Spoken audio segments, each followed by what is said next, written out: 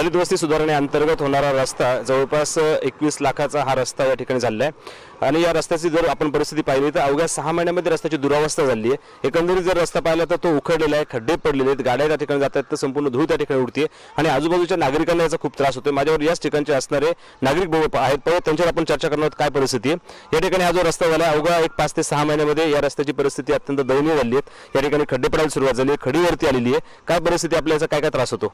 ह्या रोडचा 6 महिने झालेले आहे या रोडला, पण ह्या रोडला म्हणजे निकृष्ट काम झालेलं आहे या रोडचं। ह्या रोडला पाणी न मारल्यामुळे हा रोड उखडला गेलेला आहे 6 महिन्यामध्ये आणि नगरपालिकेने याच्या म्हणजे जे कर्मचाऱ्यांनी वगैरे जे त्याच्यावर लक्ष घालायला पाहिजे होतं ते काय घातलेलं नाही आहे आणि कॉन्ट्रॅक्टदारांनी पण ज्यावेळेस ते काम चालू होतं इथे तर त्यावेळेस कोणी काय इकडे काय लक्ष घातलेलं नाही आहे। रोड तयार झाला त्यावेळेस त्याच्यावर पूर्णपणे पाणीसुद्धा मारलेलं गेलेलं नाही आहे। ह्या रोडची आता एवढी बेकार अवस्था झालेली आहे की आम्हाला त्याचा एवढा त्रास होतो की इथून ज्यावेळेस मोठी गाडी जाते त्यावेळेस पूर्ण धूळ वगैरे सगळे आमच्या घरामध्ये येते आहे त्याची। आपल्याकडं लहान मुलं येते काय आहेत? हो आहेत ना सर, ते लहान मुलांना सुद्धा एवढा त्रास होतो की एवढा धुळीनी वगैरे आणि ह्या दिवसामध्ये गरमीच्या याच्यामध्ये आहे ना की मुलासारखी अशी हे करतात, खोकतात वगैरे आणि त्याचा त्रास खूप होतो त्या मुलांना ना। हा रोड ज्यावेळेस तयार झाला त्यावेळेस नगरपालिकेचा कुठलाही अधिकारी इथं काय असा येणे उभा राहिलेला नाही आहे आणि त्यावेळेस म्हणजे ज्यावेळेस रोड तयार होत होता त्यावेळेस त्याच्यावरती म्हणजे ज्या पद्धतीने काम व्हायला पाहिजे त्या पद्धतीने ते झालेलं नाही आहे। या ठिकाणची या अगोदरची असणारी परिस्थिती कशी होती? ठीक आहे, इथे सिमेंट रस्ता झाला, अथवा याच्या अगोदरची परिस्थिती कशी होती?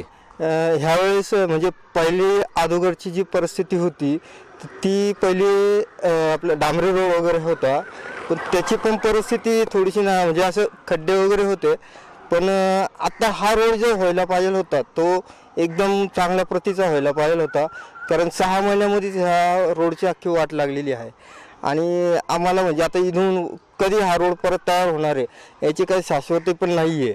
मग आता हे वर्षभरात होतो किंवा जे काय मागासवर्गीय याच्या निधीतून झालेला आहे तो रोड, तर तो रोड म्हणजे निकृष्ट काम असं झालेलं आहे त्या रोडचं आणि मला असं वाटतं की शासनाने याच्याकडे लक्ष द्यावं आणि ह्या रोडची चौकशी पूर्ण करावी, व्यवस्थित व्हावी। रस्त्याची चौकशी पूर्ण व्हावी। आमच्याकडे लहान मुलं आहेत, त्या लहान मुलांना धुळीचा त्रास होतो आणि मग धुळीचा त्रास झाल्यानंतर त्या ठिकाणी खोकला येतो। अशा प्रकारची परिस्थिती, उन्हामुळे मुलं बाहेर असतात आणि त्यामुळे निश्चितच हा सगळा त्रास होण्यासारखी परिस्थिती आहे। एकंदरीत आपण पाहिलं तर आता हा रस्ता जो आपण पाहिला तर हा इथपासून म्हणजेच जुना लोहायचा हा जुना नाका म्हटला जातो, या नाक्याच्या इथनं जर परिस्थिती पाहिली तर हा इथनं झालेला रस्ता आहे। हा इथनं पुढे जाऊन टेकवड्यांच्या घरापर्यंत रस्ता झालेला आहे। या रस्त्याचं जे बिल निघालं ते जवळपास 21 लाख रुपयांचं बिल निघालं आहे। त्याच्यापासून तिथनंच त्या टेकवड्यांच्या घरापासून थोडंसं पुढे आलो आपण, कधी लक्ष्मी निवास आहे, लक्ष्मी निवासापासून घाटापर्यंत रस्ता झालेला आहे। तो जो रस्ता जवळपास त्याचं जे बिल आहे ते 38 लाखाचं आहे, रनिंग बिल त्याचं 35 लाख रुपये देण्यात आले। त्याच्या पलीकडे हागवणींच्या घरापासून आताचे नगरसेवक अरुण फुलपगार यांच्या घरापर्यंत जो रस्ता होतो त्याचं बिल जवळपास 19 लाख रुपयाचे 8,82,000 रुपये बिल त्याचं दिले गेले। म्हणजे पाण्यासारखा पैसा हा दलित वस्ती सुधारणेअंतर्गत मिळणारा निधी जो आहे त्यातला पाण्यासारखा पैसा हा वाया चाललेला आहे। जवळपास 1 ते सव्वा कोटीपर्यंतचा निधी त्या ठिकाणी दलित वस्ती सुधारणेअंतर्गत 2013-14 पासून आतापर्यंत मिळाला आहे आणि पैसा जर असा जर वाया जात असेल, पैशात जर असा अपव्यय होत असेल तर या ठिकाणी प्रतिनिधींनी लक्ष देणं गरजेचं आहे। आपण निश्चित स्वरूपात जुन्नरचे नगराध्यक्ष श्याम पांडे यांच्याशी बोलणार आहोत, त्यांच्याकडून याची माहिती घेणार आहोत की हा जो रस्ता या रस्त्याची पुन्हा डागडुजी होणं गरजेचं आहे, पुन्हा याचं काम होणं गरजेचं आहे आणि या ठिकाणचा हा जो निधी आहे हा निधी कुठे वाया जाणार याची काळजी घेतली गेली पाहिजे। आपण पाहणार आहोत या रस्त्याची असणारी दुरावस्था पुढे कशा कशा प्रकारे झाली आहे। या ठिकाणी असणारे जे ब्लॉक्स आहेत ते ब्लॉक्स अक्षरशः तुटलेले आहेत, रस्त्याला चिरा गेल्यात। हा जो रस्ता हा रस्ता 6 महिने झाले, परंतु अवघा मागचा जो रस्ता तुम्ही जर पाहिला तर तो रस्ता अवघा 2 ते 2.5 महिने झाले आणि त्या रस्त्यावर चिरा गेल्यात, त्याच्या असणारे ब्लॉक तुटले। म्हणजे काम करताना अत्यंत निकृष्ट दर्जाचं काम झालंय आणि नागरिकांना ज्या सोयी सुविधा मिळाल्या पाहिजेत त्याकडे मात्र कोणत्या प्रकारचं लक्ष दिलं जात नाहीये। बांधकाम विभागाने त्याच्याकडे लक्ष देणं गरजेचं आहे, बांधकाम विभाग लक्ष देत नाहीये। पाहूयात आता याच्यावरती काय कारवाई होती ती। दलित वस्ती सुधारणेअंतर्गत लोणावळीचा जुना नाका ते खत्री इमारत या ठिकाणी रस्त्याचं कामकाज करण्यात आलंय। सिमेंटचा रस्ता या ठिकाणी करण्यात आलाय। जवळपास 25,92,000 रुपयाचं टेंडर त्या रस्त्याचं होतं। 24 लाखाचं बिल देण्यात आलं आणि 21 लाख रुपये फायनल बिल या कामाचं देण्यात आलेलं आहे। दलित वस्ती सुधारणेअंतर्गत जवळपास 1.25 ते 1.5 कोटीची कामं 2013 पासून 2016 पर्यंत होत आहेत। याच्या पलीकडे अनेक कामं त्या ठिकाणी होत आहेत, परंतु या कामाचा जर दर्जा पाहिला तर अत्यंत सुमार आहे। अवघ्या 4 ते 5 महिन्यामध्ये रस्ता या ठिकाणी उखडलेला आहे। नोव्हेंबर महिन्यामध्ये याचा टेस्ट रिपोर्ट घेतला आहे रस्त्याचा आणि जानेवारी 2017 बिल दिले आणि अत्यंत निकृष्ट दर्जाचं काम या ठिकाणी झालं आहे। या कामाची पाहणी करण्यासाठी आपण नगराध्यक्ष श्याम पांडे यांना फोन केला। तात्काळ फोन केल्या ते या ठिकाणी उपस्थित झालेत, कामाची त्यांनी पाहणी केली आहे। पाहूया त्यांची या कामाबद्दलची असणारी भूमिका काय आपण या ठिकाणी समजून आहोत। नगराध्यक्ष साहेब, पहिल्यांदा आपलं अभिनंदन। आपण आम्ही फोन केल्यानंतर एवढं उन्हाचं कारण या ठिकाणी आलात, इथे रस्त्यावरती कुणी चिटपाखरू दिसत नाही अशा प्रकारची परिस्थिती असताना या रस्त्याची पाहणी करण्यासाठी आपण आलात आणि ती पाहणी आपण घेतात। काय सांगाल या रस्त्याबद्दल? सर्वप्रथम कडलं सर्व तुमचं अभिनंदन करतो की आपण आय वन न्यूजच्या माध्यमातून हे चांगलं एक नागरिक संदर्भातले प्रश्न आपण या ठिकाणी उपस्थित करतात। तुम्ही देखील जागरूक पत्रकार आहात, मी नगराध्यक्ष माझं कर्तव्य आहे पण तुमचं देखील कर्तव्य आहे। सर, ह्या प्रश्नाचा विषय सांगायचा होता। हा मागील टर्ममध्ये आम्ही हा रस्ता मंजूर केला होता। माझ्या सहकारी नगरसेवक अरुण फुलपाकर होतो, जिथे डोके या ठिकाणी नगरसेविका म्हणून काम करत होत्या। रस्ता करत असताना पाडळी हा जुन्नर शहरामध्ये एक चांगला आगळा भाग व्हायला पाहिजे। शासनाचे अनेक फंड व्हायला उपलब्ध होतात आणि एक रोल मॉडेल आपण म्हणतो तसं आपल्याला इथे काम करायचं होतं। आणि आज तुम्ही मला बोलून मात्र इकडून इकडे आल्यानंतर मला रस्त्याची एकंदर अवस्था कळते की वरचा सर्व कोड जो आहे रस्त्याचा हे बऱ्यापैकी निघालेलं आहे। म्हणजे सिव्हिल काँग्रेस रोड आणि एवढी मोठी दुरावस्था होणं म्हणजे हे न केलं तर परवडलं असतं असं मला म्हणायचं। मग तर अशा वेळेला तो ठेकेदाराने जे काम केलेलं आहे, मी आमच्या बरोबर चर्चा करून त्या ठेकेदाराला वरती आपल्याला काय कारवाई करता येईल किंवा मला पहिला रस्ता दुरुस्त करून घेणं आहे। त्याचे जे रक्कम नगरपालिकेकडे जमा असेल नगरपालिकेवरती कुठल्याही प्रकारचा आर्थिक बोजा न देता त्याच्या आहे त्याच कामामधनं किंवा त्याला ते पेनल्टी म्हणून दंड म्हणून त्यांनी त्याचं माझं काय करायचं काम येते। मला हा सगळा रस्ता या ठिकाणी दुरुस्त करून त्यांनी दिलाच पाहिजे। हा पाडा इथल्या लोकांचा, जुन्नर शहराच्या लोकांचा रस्ता आहे, त्यामुळे त्याच्यामध्ये कॉम्प्रोमाइज आपण कुठल्या प्रकारचं करणार नाही, कॉम्प्रोमाइज करणार नाही। परंतु अशाच प्रकारची रस्त्याची दुरावस्था जर परत झाली, कारण 4 महिन्यामध्ये हा रस्ता उखडला गेलेला आहे, याच्या पलीकडे जर पाहिलं आपण तर तिथे जवळपास 38 लाख रुपयाचा टेंडर असणारा एक रस्ता, 19 लाखाचा टेंडर असणारा एक रस्ता झालेला आहे। 38 लाखापैकी 35 लाख रुपयाचं बिल त्याला दिले गेलेले आहे, 19 लाखापैकी 8,82,000 रुपयाचं बिल त्याला देण्यात गेलेलं आहे आणि जर हा पैसा संपूर्ण बिल त्या संबंधित ठेकेदाराला जर मिळालं तर याची दुरुस्ती करणं आणि नंतर पुन्हा त्याच्यावरती खर्च करणं हा वेळेचा अपव्यय, पैशाचा अपव्यय नाही का? सर, दोन गोष्टी मिळतात। तुम्ही जे म्हणताय की नगरपालिका पुन्हा खर्च करणं, पुन्हा खर्च आपण तर नगरपालिका फंडात करणार नाही आहोत। त्याचे नगरपालिका रिपोर्ट वगैरे जमा असेल, जरी नगरपालिका टेस्ट रिपोर्ट आला असेल, रस्त्यावर शासन मान्यता ओके जरी त्यांनी सिग्नल दिला असेल, परंतु वस्तू देशात तर नाही आहे आणि हे मला देखील कळतं, तुम्हाला देखील कळतं, नागरिकांना देखील कळतं।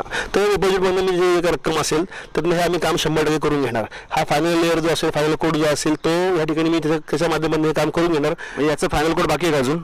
बाकी आहे सर, पण खराब जो झालेला दिसतोय तो खराब झाला, त्यामुळे ते पुन्हा नवीन करणं गरजेचं आहे असं मला इथं एकदम प्रथमदर्शनी बघता असं वाटतंय।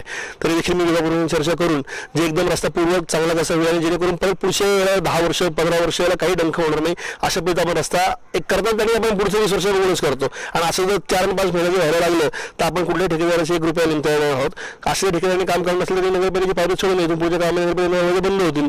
आम्ही जनरल बोर्ड ठरवून असे ठेकेदार आम्ही नगरपालिकेच्या बाहेर काढतो आणि 100% प्रयत्न करू अशी पुढच्या काळामध्ये। परंतु हा रस्ता जर आपण पाहताय, सगळी परिस्थिती पाहताय, उखडलेला रस्ता आहे, हा दुरुस्त करत असताना याच्यानुसार साधं कोटी जरी केलं तर परत पुढच्या 4-5 महिन्यामध्ये अशी परिस्थिती होऊ शकते। याला वेगळं काय पर्याय करता येऊ शकेल? सर, ट्रीटमेंट कुठली चांगली असेल, अजून शास्त्रोक्त पद्धतीने कुठल्या टेक्निकलच्या बाबी असतील तर आम्ही निश्चित तपासून घेऊ।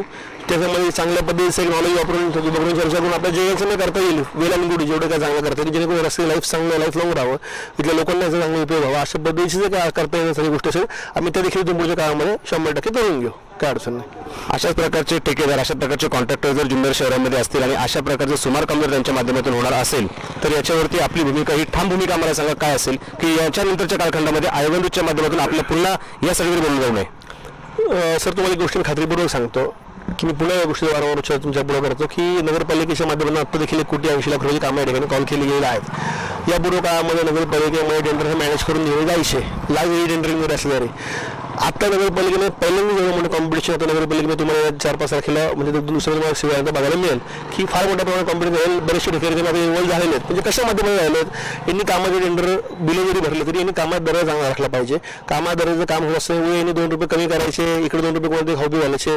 जर मी तुमच्याकडे 1 रुपया घेत नाहीये, म्हणजे कुठल्या सगळी नगर तुमच्या 1 रुपया घेत नाहीये तर आम्हाला काम हे चांगलंच पाहिजे। जर मी तुमच्याकडे 1 रुपया घेतोय तर मी तुम्हाला बांधिले, मी नागरिकांशी बांधिले, ठेकेदारांशी नाही।